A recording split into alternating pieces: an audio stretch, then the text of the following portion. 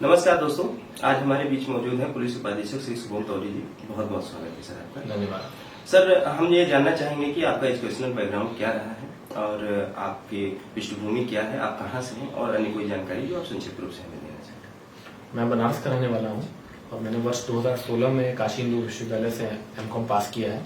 मैं व्यापारिक पृष्ठभूमि वाले परिवार से बिलोंग करता हूँ। बिल्कुल सर, अगर आप व्यापारिक पृष्ठभूमि से आते हैं तो यह संयोग कैसे हुआ और किस प्रकार आप सिविल सेवाओं की तैयारी में हैं सर। व्यापारिक पृष्ठभूमि से आते हुए सिविल सेवा के प्रति या प्रशासन के प्रति जो आकर्षण था उसका कारण ये था कि व्यापारिक दृष्टिकोण में दायरा बहुत सीमित होता है, वहीं प्रशासनिक दायरा बहुत विस्तृत होता है। अमूमन तौर पर देखा जाता है कि व्यापारी वर्ग प्रशासन से बहुत विलग रहता है और सामान्य तौर पर भय भी महसूस करता है।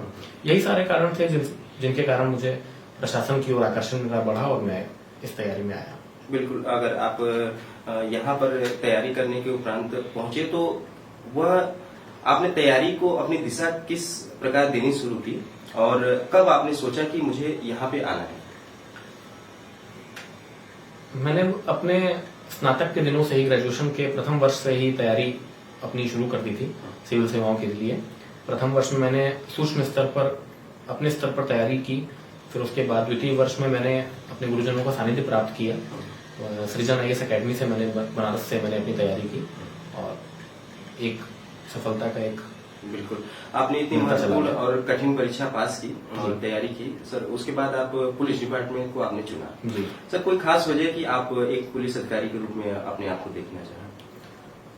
पुलिस डिपार्टमेंट के प्रति या मैं कहूँ हमारे विभाग के प्रति मेरा नजरिया शुरू से ये था कि न्याय करने की जो तीव्रतम प्रतिक्रिया हमारे विभाग में है वो और किसी प्रशासनिक विभाग में नहीं है।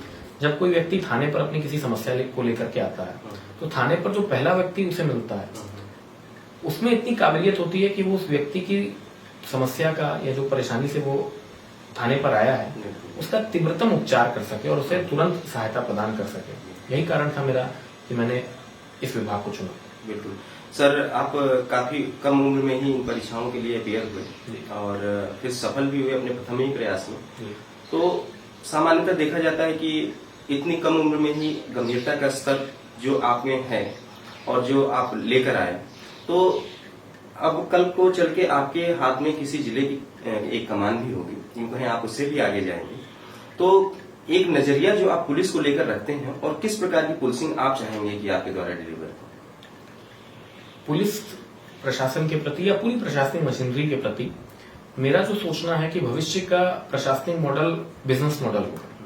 मेरा जो वैकल्पिक विषय लोक प्रशासन, उसके जनक सर वुडरो विल्सन ने भी प्रशासन के बिजनेस मॉडल की परिकल्पना की थी। उनके अनुसार प्रशासन के बिजनेस मॉडल के अनुसार व्यक्ति क्या समाज को देता है और क्या समाज को प्राप्त करता है, अगर इन दोनों के बीच में तारतम्यता हो जाए तो किसी को भी किसी प्रकार की शिकायत का मौका नहीं मिलेगा। अगर कोई पुलिस अधिकारी अपनी ड्यूटी और उसे समाज से क्या प्राप्त होता है इन दोनों के बीच में अगर तारतम्यता स्थापित कर पाता है तो निश्चित तौर पर जनता को भी और अधिकारी को भी दोनों से एक दूसरे से संतुष्टि प्राप्त होगी और किसी प्रकार की शिकायत नहीं होगी।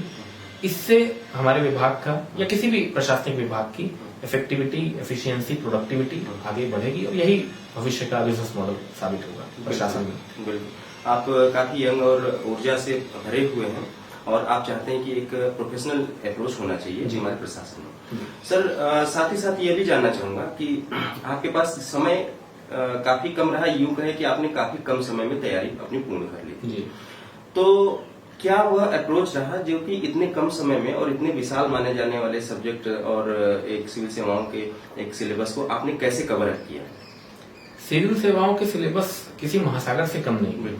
ऐसे में सिलेबस के बारे में जानकारी या क्या पढ़ना है ये बताने वाले मार्गदर्शक बहुत मिल जाएंगे किसी भी प्रतियोगी को, लेकिन सही मार्गदर्शक वो है जो उसे ये बताए, किसी भी प्रतियोगी को ये बताए कि उसे क्या नहीं पढ़ना है या किन क्षेत्रों में उसे कम मेहनत करनी है। अगर कोई प्रतियोगी अपने पूरे सिलेबस को छोटे छोटे खंडों में बांट के वरीयता के आधार पर उनको अगर कैटेगराइज करके पढ़े और लिखित मेहनत करे तो निश्चित तौर पर बहुत कम समय में उसे सफलता प्राप्त हो सकेगी। इसके लिए सही मार्गदर्शन की जरूरत है। बिल्कुल सर, आपका वैकल्पिक विषय लोक प्रशासन रहा है जी। और आपने इसके सहायता से और या कहें कि इसमें अच्छे अंकों के साथ आपने इस परीक्षा को उत्तीर्ण किया। सबसे पहले तो सर कि वैकल्पिक विषय चुनाव करने में किन बातों की हमें सावधानी बरतनी चाहिए, और हमारे साथी ये जानना चाहेंगे कि वे क्या मापदंड हैं जिनके आधार पर हमें वैकल्पिक विषय चुनने चाहिए, और साथ ही यह भी कि लोक प्रशासन कैसा विषय है और उसके लिए हमें चुनाव करने के उपरांत क्या सावधानियां हमें पढ़ने में अपनानी चाहिए। वैकल्पिक विषयों के चुनाव के समय आपके स्नातक में आपका क्या विषय था, जीएस के किस सेक्शन में आपको इंटरेस्ट ज्यादा आ रहा है, ये सारे मापदंड वैकल्पिक विषय के चुनाव में काम आते हैं आपका चुनाव सही करने में। मेरे मामले में वैकल्पिक विषय के चुनाव में बहुत कोई फॉर्मूला जैसी कोई चीज नहीं है। सारे ही वैकल्पिक विषय एक जैसी मेहनत डिमांड करते हैं प्रतियोगी से। कोई भी प्रतियोगी अगर सच्चे मन से मेहनत अगर किसी भी विषय में करेगा तो निश्चित तौर पर उसे सफलता प्राप्त होगी। प्रतियोगी जहां सबसे बड़ी गलती करते हैं वो होता है वैकल्पिक विषय को जब वो बदलने की सोचते हैं। देखा जाता है कि अगर कोई वैकल्पिक विषय से सफलता नहीं मिल रही होती है एक दो प्रयास में, तो प्रतियोगियों के मन में ख्याल आता है कि क्यों ना इसे चेंज करके कोई दूसरा विषय प्रयास किया जाए। ये सबसे बड़ी भूल होती है मेरे ख्याल से, क्योंकि ऐसे मौके पर प्रतियोगी अपनी पूरी तैयारी को वहीं छोड़कर जीरो से तैयारी एक नए विषय में करने की सोचता है, जो कि बहुत टाइम टेकिंग और खतरे से भरा फैसला होता है। तो प्रतियोगी को इससे बचना चाहिए। अपना चुनाव सोच समझ कर करें और जो करें उस पर अडिग रहें। लोक प्रशासन के विषय में लोक प्रशासन एक बहुत ही बेहतरीन और वर्तमान समय से जुड़ा हुआ विषय मुझे लगता है। इसके पेपर 1 में आपको थिंकर्स जो भी लोक प्रशासन के विचारक हैं उनको पढ़ने का मौका मिलता है, और दूसरा जो पेपर है उसमें काफी हद तक पोर्शन पॉलिटी से, इंडियन पॉलिटी से उसका पोर्शन कवर हो जाता है। अच्छे अंकों को पाने के लिए आप क्या इस वक्त प्रशासकों की क्या नीति चल रही है, किस प्रकार से अच्छे प्रशासक कार्य कर रहे हैं, उनकी क्या पॉलिसी है, इसको आप अपने आंसर में समावेश कर सकते हैं। डायग्राम का इस्तेमाल कर सकते हैं। पेपर 1 और पेपर 2 को अगर मिलाकर के साथ लिखा जाए किसी उत्तर में तो बहुत अच्छे नंबर उससे प्राप्त हो सकते हैं, मेरा ऐसा सोचना है। बिल्कुल बिल्कुल।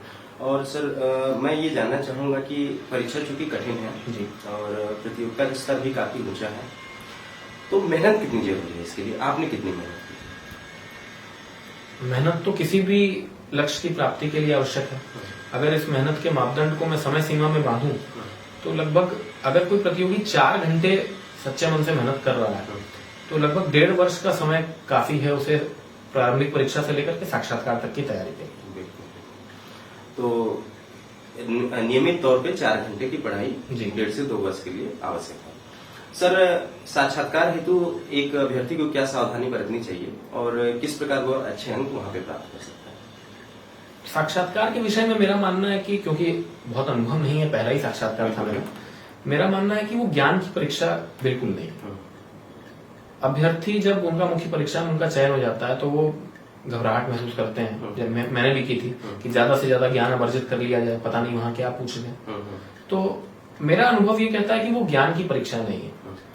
आयोग जो परीक्षा ले रहा है वो मुख्य परीक्षा में उत्तीर्ण हुए अभ्यर्थियों को साक्षात प्रकट होने के लिए कहता है कि अब आ जाइए हमारे सामने, मैं आपसे मिलना चाहता हूँ। तो वो एक नॉर्मल मेल मिलाप का कार्यक्रम की तरह अभ्यर्थी उसे लें, अपना कॉन्फिडेंस बनाए रखें, अपना बॉडी लैंग्वेज पॉजिटिव रखें और बिल्कुल अपने आप को अच्छे तरीके से प्रेजेंट करें, सफलता निश्चित प्राप्त होगी। बिल्कुल सही बात कही सर आपने। सर एक महत्वपूर्ण प्रश्न यह कि कुछ अभ्यर्थी जिन्हें किन्हीं कारणों से असफलता का मुंह देखना पड़ता है, कई अवसरों पर वो मनवांछित सफलता प्राप्त नहीं कर पाते हैं, उनके लिए आप क्या कहना चाहेंगे जिससे कि एक संबल प्राप्त हो सके? सर्वप्रथम तो मैं उन अभ्यर्थियों को नमन करता हूँ क्योंकि अनुभव के मामले में उनसे काफी आगे हैं। ऐसे अभ्यर्थियों को मैं यही कहना चाहूंगा कि वे अपना संयम बनाए रखें। आपने बहुत मेहनत की है, आप निरंतर इसी मेहनत के साथ लगे रहें, निश्चित तौर पर आज नहीं तो कल आपको मनचाहा पद प्राप्त होगा, मनचाही सफलता प्राप्त होगी। बिल्कुल, धैर्य के साथ सतत रूप से लगे रहें, यह जरूरी बात है। सर एक आखिरी संदेश जो आप हमारे प्रतियोगी छात्रों को देना चाहेंगे? आखिरी संदेश मैं प्रतियोगी छात्रों को ये देना चाहूंगा कि मन लगाकर पढ़ाई करें, नियमित तौर पर पढ़ाई करें। किसी प्रकार का गैप, अगर आप एक दिन का अपनी टाइम टेबल में अगर आप गैप करते हैं तो वो 3 या 4 दिन तक का नुकसान आपको दे देता है। तो ऐसा गैप अपनी पढ़ाई में लाने से बचें और सही कंटेंट पढ़ें। मार्केट में बहुत सारा कंटेंट है, गूगल पर है, ऑनलाइन है, यूट्यूब वीडियोस हैं, तो उसमें सही कंटेंट का चुनाव करें जो ऑथेंटिक भी है और एक सही मार्गदर्शन में टाइम टेबल बना के पढ़ाई करें, कम समय में निश्चित सफलता प्राप्त होगी। बिल्कुल, बहुत बहुत धन्यवाद सर, आप हमारे बीच में आए, आपने इतनी अच्छी बातें और इतनी महत्वपूर्ण जानकारी हमारे प्रतियोगियों को दी है। हम सदैव इसके आभारी रहेंगे। बहुत बहुत धन्यवाद सर, आपका भविष्य उज्जवल। धन्यवाद। Thank you.